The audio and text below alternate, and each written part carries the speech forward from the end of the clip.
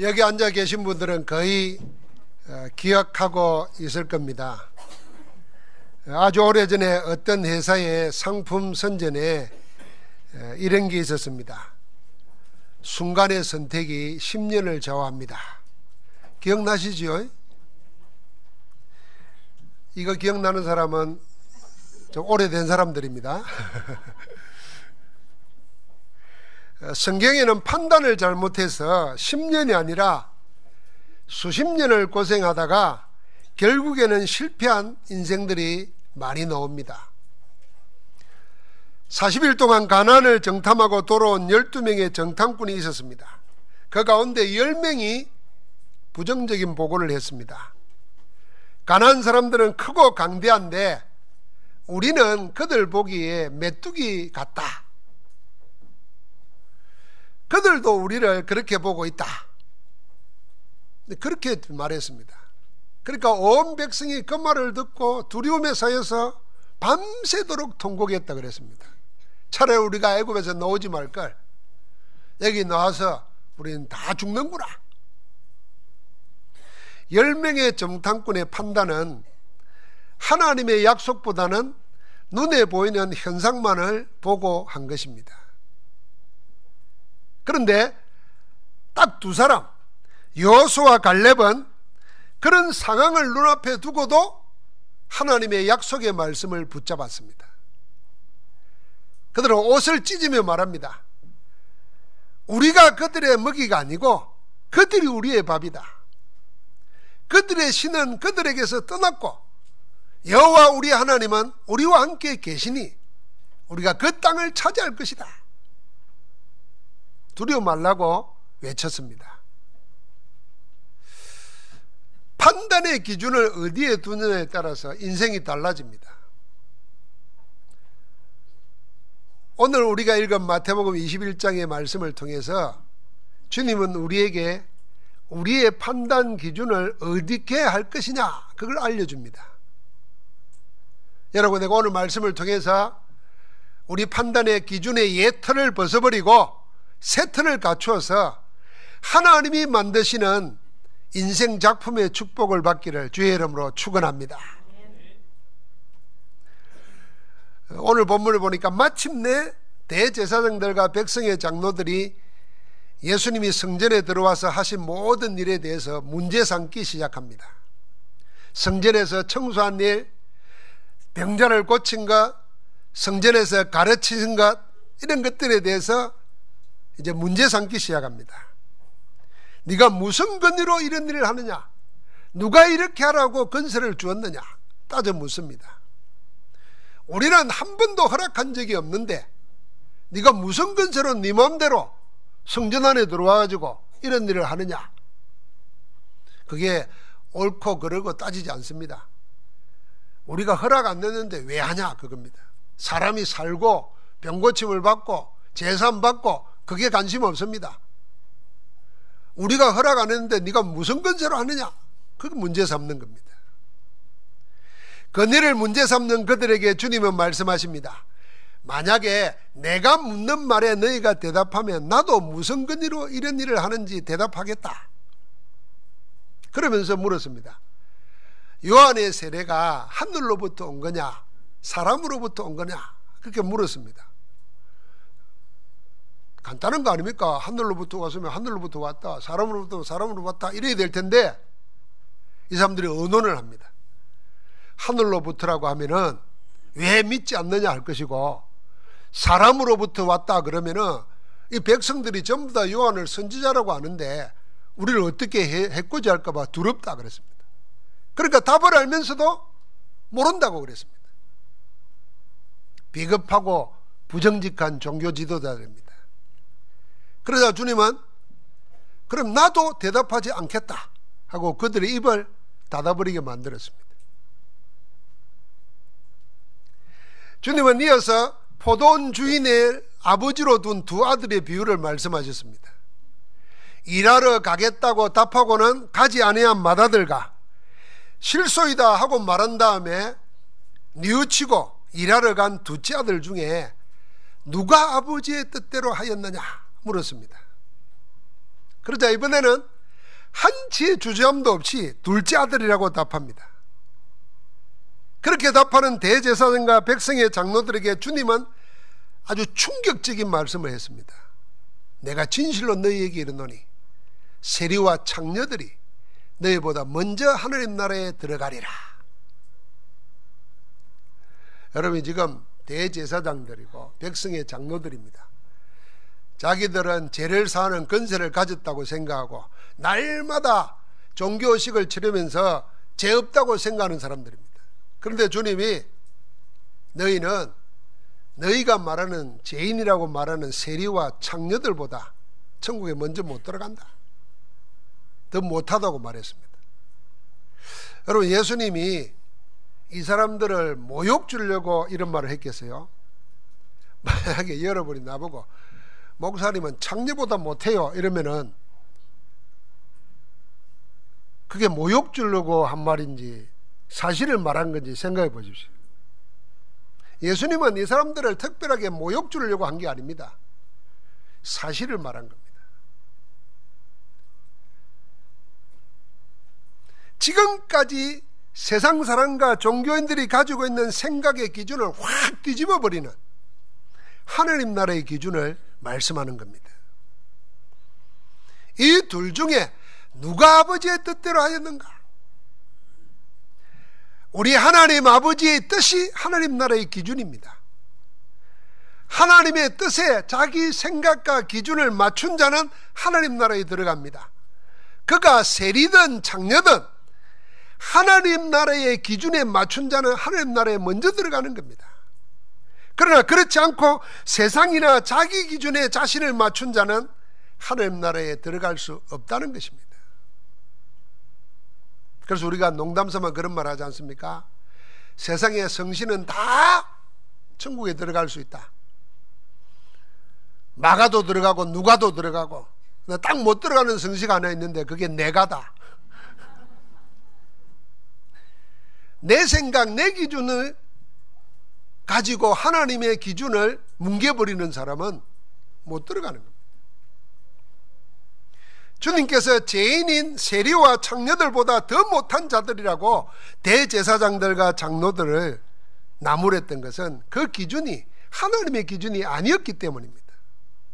그들이 가진 판단의 기준은 하나님 나라를 볼 수 없는 예틀이었습니다. 하나님의 말씀이 기준이 아니라 자기 이익과 상황이 기준이었습니다. 그러니까 뻔한 대답을 언론해가지고 자기들 유익한 쪽으로 모른다 그랬습니다. 예를 들어 말하니까 금방 대답을 합니다. 기준이 없습니다. 자기 이익 상황 따라서 요랬다 저랬다는 겁니다. 하나님의 말씀을 그렇게 끼워 맞추는 거죠. 그래서 뻔히 아는 것도 상황과 이익 따라서 모른다고 하고 바른 대답을 하면서도 대답한 대로 행하지 않았던 겁니다. 끝내 뉘우치지도 않았다 그랬잖아요. 이 대제사장과 백성의 장로들은 모습은 거룩해 보이지만은 그 생각과 판단 기준의 틀은 사단이 만들어 놓은 12가지 함정, 12가지 틀, 올무의 예틀에 갇혀 있었습니다. 예틀에 갇혀있던 사람들의 결말은 겉으로는 아무리 고상한 척해도 세리와 창녀들보다 더 못한 사람들이었습니다. 주님은 두 아들의 비유를 통해서 누가 더 아버지의 뜻대로 하였느냐 이렇게 물었습니다. 아버지의 뜻이 기준이라는 거죠.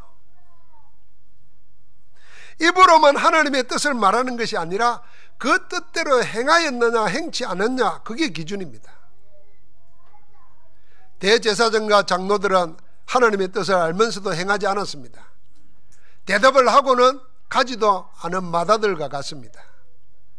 하나님의 말씀을 알고도 행하지 않았습니다.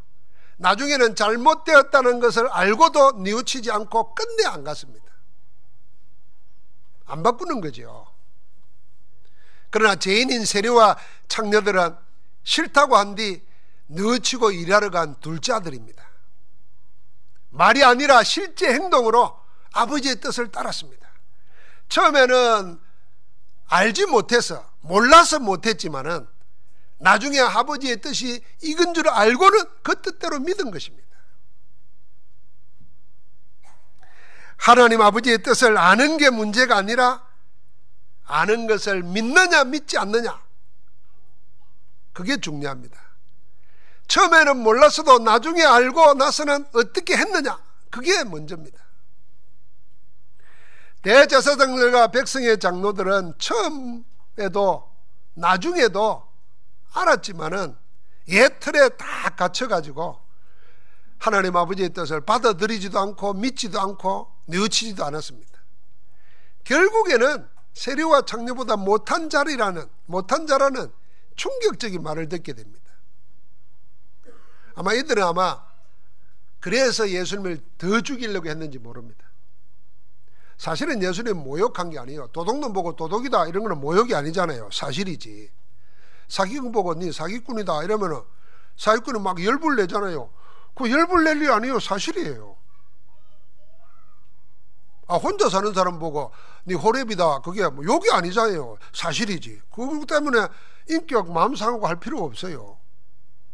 근데 우리는 사실과 모욕을 구별을 못합니다. 사실을 말한 거예요. 하나님의 기준에서. 여러분, 우리가 왜 하나님의 말씀 성경 속에서 나를 찾아야 되느냐, 왜 하나님의 말씀을 나를 보는 거울이라고 하느냐, 모든 것을 말씀 속에서 찾을 때 그 사람이 구원받은 사람이고 그 사람이 하나님의 자녀입니다. 몸은 교회에 와 있고 하나님의 말씀은 듣는데 내 생각과 내 판단은 전부 다 세상 것이요, 옛 틀에 맞추면은 그건 하나님 볼 때 이게 지금 대제사장과 백성의 장로들과 같은 그런 일을 당하는 겁니다. 이 비유의 말씀을 통해서 주시는 주님의 메시지는 단호합니다. 두 가지입니다. 첫째는요, 세상의 그 어떤 것도 하나님 나라의 구원을 보장하지 못한다는 겁니다. 사람이 만들어 놓은 전통이나 간섭이 우리를 하나님 떠난 원죄로 해서 오는 저주, 재앙, 지옥, 사단 배경에서 우리를 구원하지 못한다는 것입니다. 사람이 만들어 놓은 종교의 직책이나 자리가 사람을 구원하지 못합니다.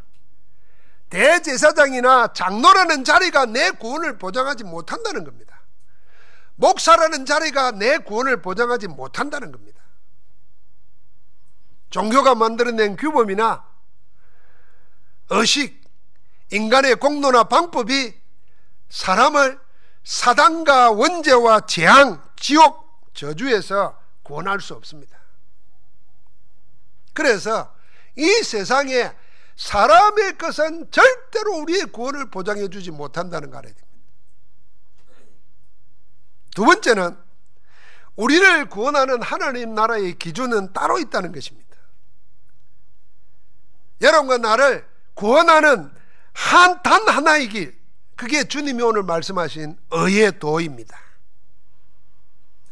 성경이 말하는 의의 도만이 세례 요한이 증거했고 초대교회가 증거하고 지금도 전도자들이 증거하는 성경이 말하는 의의 도만이 우리의 구원을 부장해 줍니다. 그래서 32절에 요한이 증거한 의의 도, 이걸 세리와 창녀들은 듣고는 회개하고 믿었어요. 그러나 그들은 듣고도 믿지 않았습니다. 오히려 세례요한을 죽였습니다. 여러분, 의의 도가 뭡니까?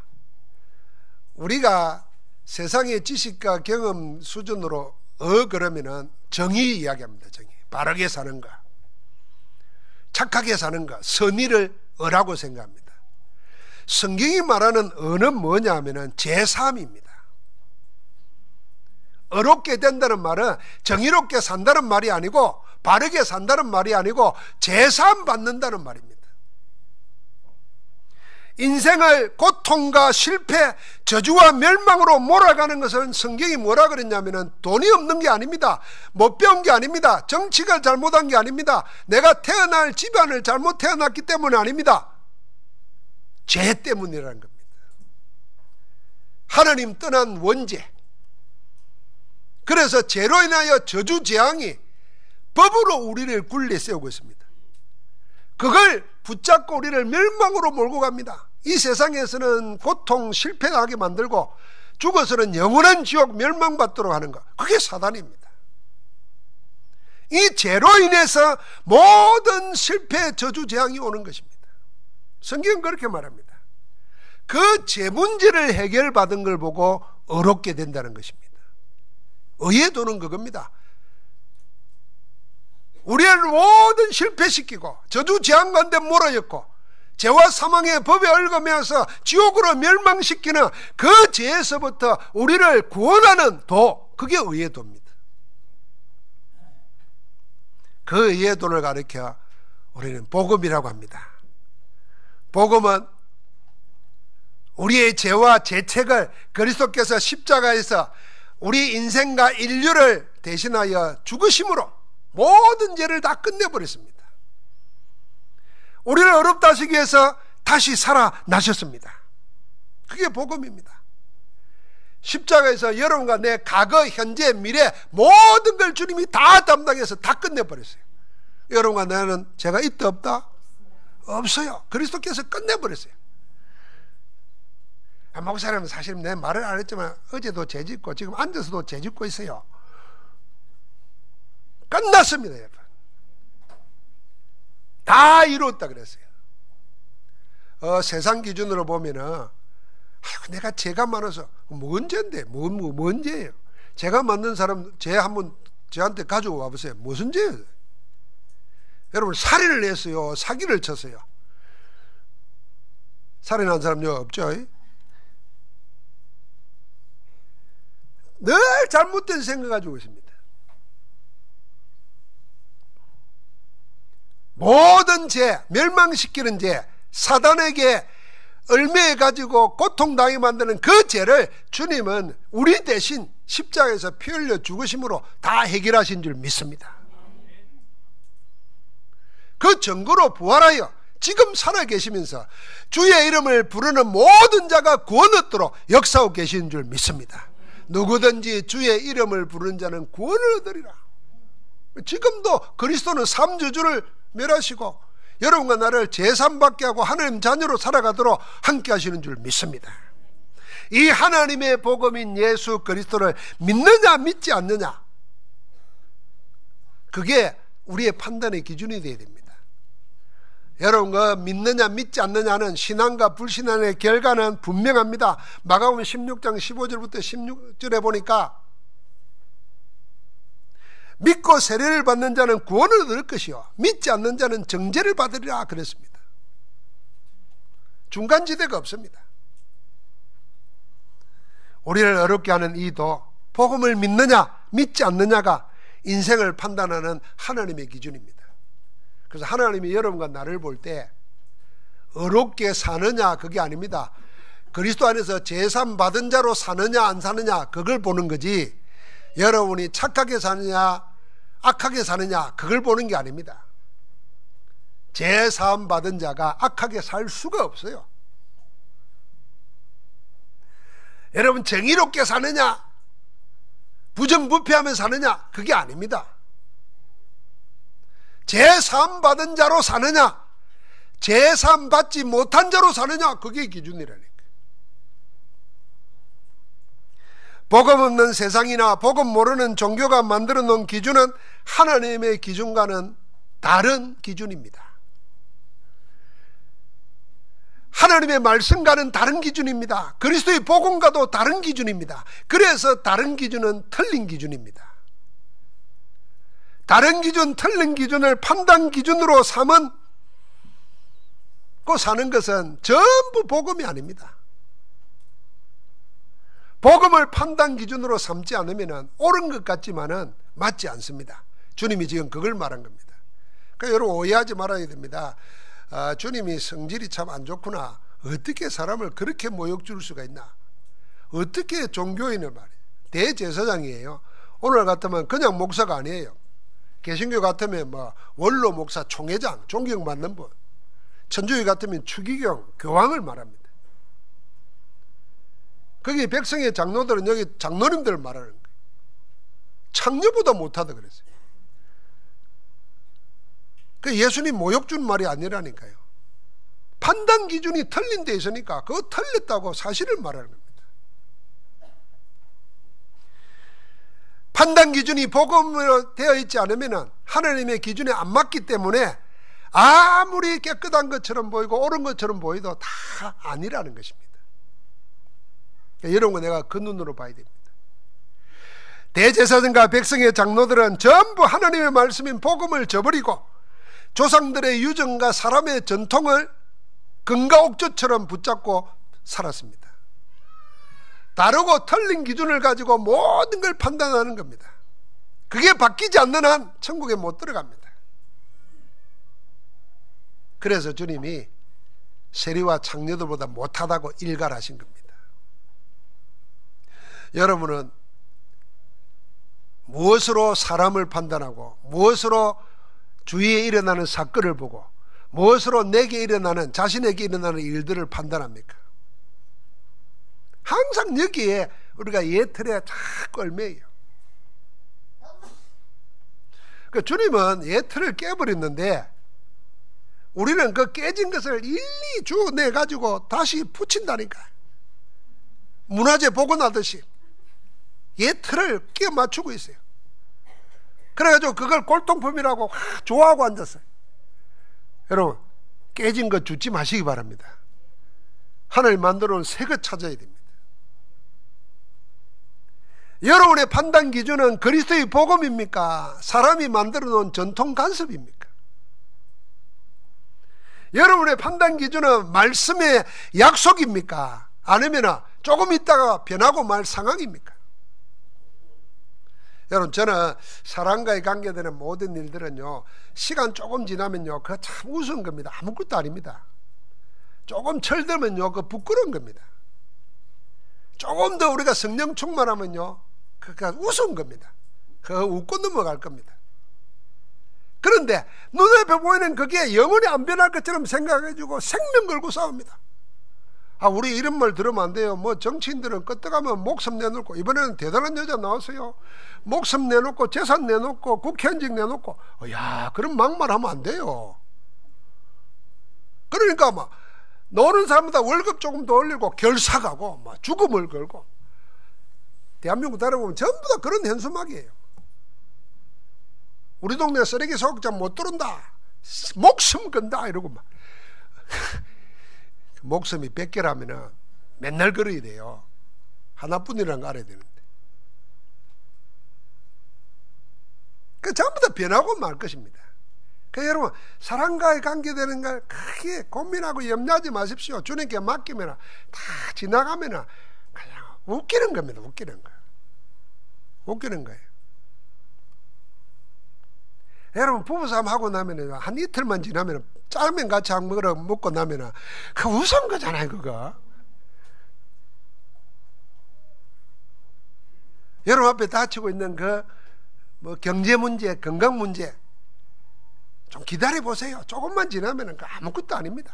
다 삽니다. 그런데 우리의 판단 기준을 성취될 하나님의 말씀 약속이 안 두고 자꾸만 변화를 상황에 두니까 이 사람은 늘 바람 부는 대로 세월 가면 막 흔들리는 거예요. 그래서 자기가 없는 거예요. 우리는 그 예틀을 깨버려야 될 줄 믿습니다. 여러분, 사람 축복하십시다. 예틀을 깨버리고 새 틀을 찾읍시다. 할렐루야. 여러분, 나와 교회와 현장을 살리는 판단 기준의 새 틀이 뭐겠습니까? 우리가 우리의 판단 기준을 언약과 복음에 두어야 된다는 말은 무슨 말입니까? 그 기준은 세 가지 흐름 속에 두면 됩니다. 그 첫 번째가 말씀의 흐름 속에 내 판단의 기준을 두는 겁니다. 복음에 내 판단의 기준을 두는 겁니다. 복음에 둔다는 말이 무슨 말인가? 여러분, 나는 복음의 사람입니다. 그리스도의 복음으로 구원받아서 하나님 자녀입니다. 하나님이 우리에게 주의 이름을 부르는 자에게 구원을 얻도록 할 뿐 아니라 그 이름으로 기도할 때 응답 주신단 말했고, 그 이름 말할 때 흑암이 떠나가고 하늘 군대가 동원되는 권세까지 주셨습니다. 여러분, 사용 안 해봐서 확인이 안 됐을 뿐이지 사용한 사람은 늘 누리게 됩니다. 그 복음인 사람은 복음에 의하여, 복음을 위하여 판단하면 됩니다. 그걸 다 복음이라 그러죠. 그거 어떻게 판단합니까? 여러분, 영 헷갈리고 적용이 안 될 때는 반대로 생각하면 됩니다. 그 반대말. 그럼 복음에 의하고 복음을 위하지 않는 것은 뭘까? 그게요, 복음 아닌 것은 뭐냐면 복음의 약속이잖아요. 조금 전에 말한 것처럼 상황에 두는 겁니다. 복음에 두지 않는다는 말은 항상 변하는 상황에다가 내 인생을 거는 겁니다. 그러면 그거는 예틀에 갇힌 겁니다. 말씀의 흐름을 따르지 않고 상황만을 따르는 판단 기준은 여러분과 내가 무너뜨려 버려야 될 예틀입니다.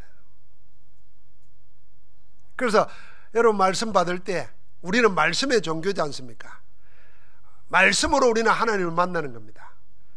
여러분, 복음은 말씀으로 찾아오신 하나님을 말씀으로 만나는 것입니다. 그런데 이 말씀이 없으면은 여러분, 나를 판단을 할 뿐 아니라 우리를 든든히 판단한 대로 살아가도록 힘도 말씀 속에서 얻어야 됩니다.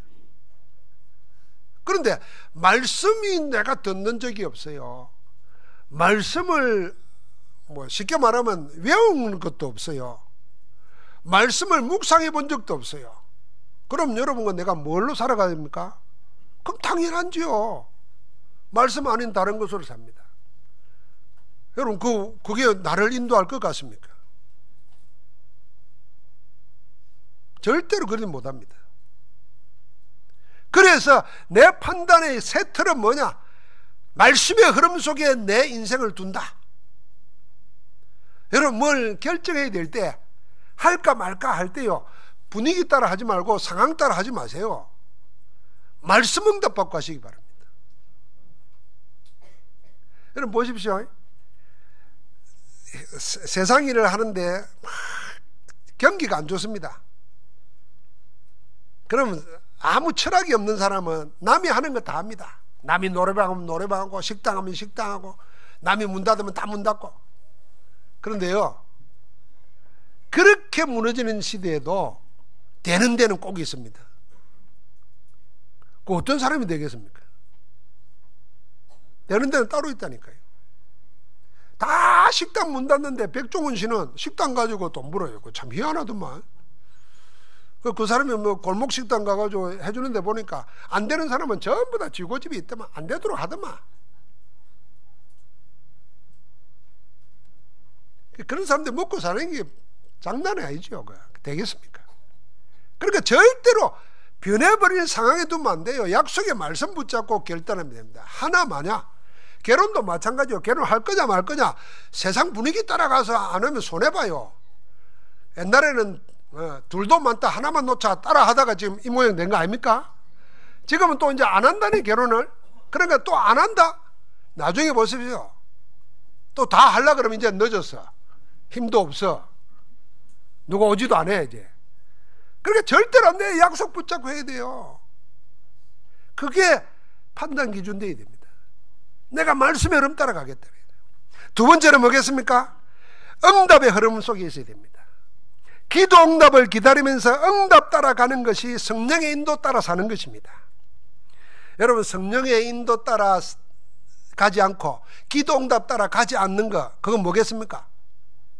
그건요, 자기 욕구, 자기 기대, 자기 하고 싶은 거 따라가는 겁니다. 분명히 하나님 말씀 붙잡고 기도하다가 응답 따라가면 반드시 하나님은 말씀의 성취를 주십니다. 되게 하십니다. 그런데 그걸 기도를 못해요. 기도하다 기도 응답 오도록까지 못 기다립니다. 그럼 뭐 따라가겠습니까? 내 하고 싶은 욕망이 있거든요. 내 하고 싶은 기대에 있거든요. 그거 따라만 합니다. 말씀이고 뭐가 없습니다. 그래서 목사에게 상담하는 사람들도요, 진짜 목사 말대로 하겠습니다, 이런 생각 가지고 와야 되는데, 자기 하고 싶은 걸 딱 숨기고 와가지고 자기 하고 싶은 대로 답해 주기를 기다리는 거예요. 그래가지고 목사님 하라 그랬잖아요. 이렇게 나중에 안 해도, 안 돼도 실패해도 목사님 하라 그래서 했다고 내한테 책임 돌리려고. 좋은 거 아니겠죠? 기도해 보시기 바랍니다. 말씀 붙잡고 기도하고 응답 따라 움직입니다. 응답 따라 움직이지 않고 자기 하고 싶은 욕망 따라 움직이면 반드시 실패합니다. 마지막 세 번째는요, 구원의 역사 흐름 속에 있어야 됩니다. 다시 말하면 전도에 유익되는 방향으로 판단하는 것이 판단 기준의 새 틀입니다. 그럼 전도 유익에 반대되는 건 뭐겠습니까? 전도에 방해되는 것이지요. 전도 방해가 뭡니까? 자기 이익 따라가는 겁니다. 교회의 유익, 하나님 나라의 유익, 전도의 유익 생각 안 하고 내 이익이 되면 다 하는 거예요. 내 이익이 안 되면 안 하는 거예요. 그러니까 하나님 나라의 비밀을 모르는 겁니다.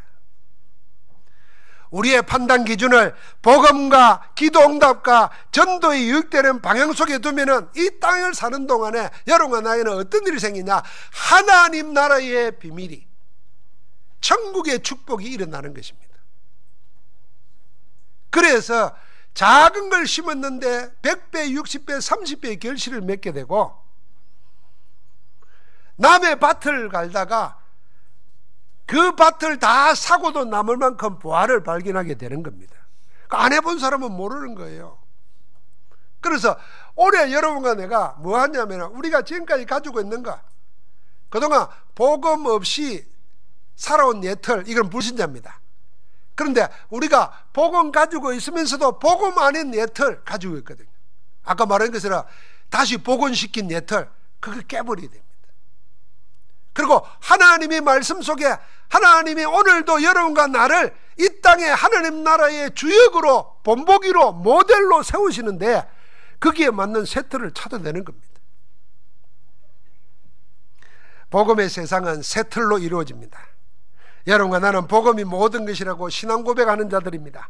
복음 하나에 하나님의 모든 것이 들어있다고 믿는 자들입니다. 복음 하나로 충분하고 완전하다고 입버릇처럼 노래하는 사람들입니다. 복음은 모든 문제의 해결일 뿐 아니라 복음이 모든 것입니다. 골로새서 3장 11절에 증거했습니다. 그 모든 것들은 복음의 세계를 사실적으로 체험하는 것, 그게 세틀을 갖추는 겁니다.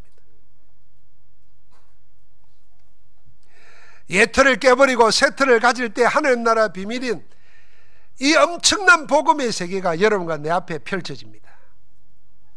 여러분, 우리는 랩넌트 7명을 알잖아요. 사람들은 아마 요셉을 생각할 때 인간 승리라고 말할 겁니다. 아마 KBS 인간극장에 5부작으로 쫙 놓을 겁니다. 이렇게 살다가 노예로 팔려가고 뭐 이렇게 놓을 겁니다. 그게 아닙니다. 요셉은 처음부터 하나님이 이루실 것을 다 꿈으로, 언약으로 붙잡았습니다.